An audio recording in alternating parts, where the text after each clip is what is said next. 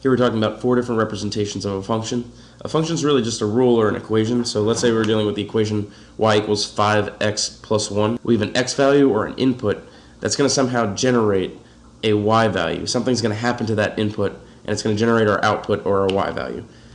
Each of these 4 different representations represents the exact same equation or rule, just in a different way. The word problem, the graph, the table, and the rule all are connected to the same exact information. It's just showing it in a different way. This first word problem says that if it costs $5 for 3 candy bars, how much will it cost for 5 candy bars? So we're going to see how this connects to the graph and the equation in a second. Really, we would probably just set up a proportion to solve this one. We're comparing the number of candy bars to the amount of money that it costs. So we know that $5 will get us 3 candy bars. We want to figure out how much money it's going to cost us for 5 candy bars. So we'd set this up, we'd cross multiply and divide by 3, and you'd get that 5 candy bars would cost us $8.33. Another way to solve this is to figure out what it costs for each candy bar. 5 divided by 3 would tell us that each candy bar is $1.67. So we know that the money is going to depend on the number of candy bars that we get. The money is the dependent variable. The cost is dependent on the number of bars that we buy. And we just found out the price per candy bar. One of those candy bars, each candy bar will cost us $1.67. 1.67 times the independent variable, the number of candy bars, would tell us the dependent variable, the total cost. In this case, we'd plug in 5 for the candy bars, 5 times $1.67, and that would tell us that it's $8.33 for these 5 candy bars. So just so we can see the connection, let's skip to C before we go over to B. We'll come back to that. This equation represents this exact same situation. I've really just changed that decimal into a fraction, 5 over 3, and we can kind of see that here. 5/3 is that same fraction. So that represents the slope in this equation. We have y equals mx plus b. M is the number in front of the variable, and that is our slope. Actually, this points out a really good thing. The unit price, the price for each of these, or the rate of change, sometimes it's called the rate of change, that is also the slope in this equation. That's another way to find the slope. And figure out how much it is for one of these things, whatever the x is. To graph the line, we're just going to pick x values. So I'm going to pick 0, 3, 6, and -3. The reason I'm picking 3, 6, and -3 is because we have a 3 in the denominator here. We know that it needs to divide evenly by 3 so that we can get a whole number here. So when we plug in 0, we do 0 times 5/3. That would give us 0. So 0, 0 is the first point on our line. If we were to plug in 3, you do 5 divided by 3 times 3. That would give us 5. So the point 3, 5 is on our line, over 3, up 5.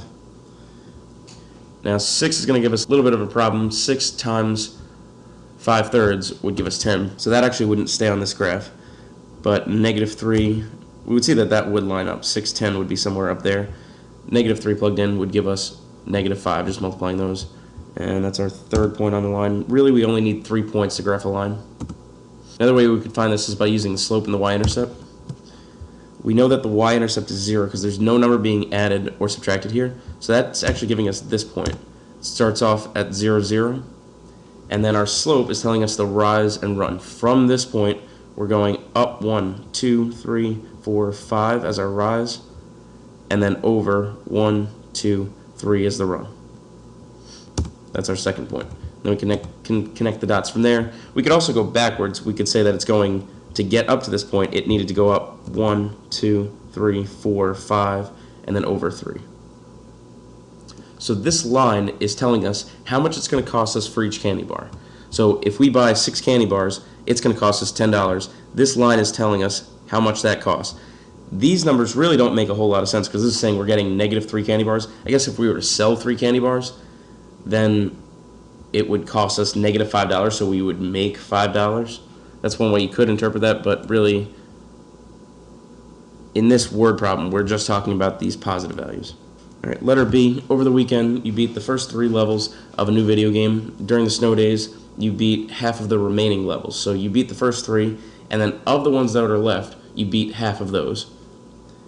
If there are 4 levels remaining, how many levels are there total? So how many levels did we start out with in the game? We can set up this equation. Our total, minus 3, we took away 3 on that first day. We beat 3 of them. And then we divided that remaining total, that whole number, not just the total, we divided this difference by 2. And that left us with 4. We have 4 remaining. We could change that into an equation with a variable that we can now solve. So we would multiply the 2 over. 2 times 4 would give us 8, and that would leave us with x minus 3 on the left side. You could add 3 over, and that tells you that x was 11. So we started out with 11 levels. You beat 3 of them. You got down to 8. We beat half of the remaining levels, giving us 4. That same exact situation is represented here. We have x minus 3, that's the 3 levels that we beat, times 1/2. I see that I have x minus 3 in the parentheses, and I know that's the first thing I'm going to do. I'm going to put 3 in for x, because I know that's going to turn into 0, and then 0 times 1/2 will just give me 0. I know that'll be nice, simple math. So 3, 0 is our first point. Then I'm going to plug in 5, because, again, I want to pick my points carefully. If I were to do 4, or if I were to do 0, let's say I did 0. Let's say I plug in 0. That would give me negative 3. Negative 3 times 1/2 is going to be a decimal. That's going to be negative 1.5. So that's going to give us this point, 0, negative 1.5. That's just tougher to plot. That's why I would pick 5, because I know that's going to give me an even number in here. 5 minus 3 would give me 2. And then 2 times 1/2 will give me an even number. That'll just be 1. So 5, 1 is another point on this line. You could also plug in 11, because that's actually what I'm concerned with here. If x was 11, the number of levels, 11 minus 3 times 1/2 would give me the remaining levels. That's 4. That one we can't really plot, but we see that we get this line, and 11, 4 looks like it would still be on that. Another way we could look at this is the equation 1/2 x minus 3/2. That's after this is distributed. That would give us a y-intercept of negative 1/2 right at that point, and a slope of 1/2. That means it's going up 1 over 2, up 1 over 2, just following that line.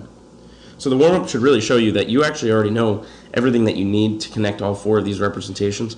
We're going to go over some translating tips, really just things that you need to specifically look out for. But other than that, you know everything that you need to connect all 4 of these representations.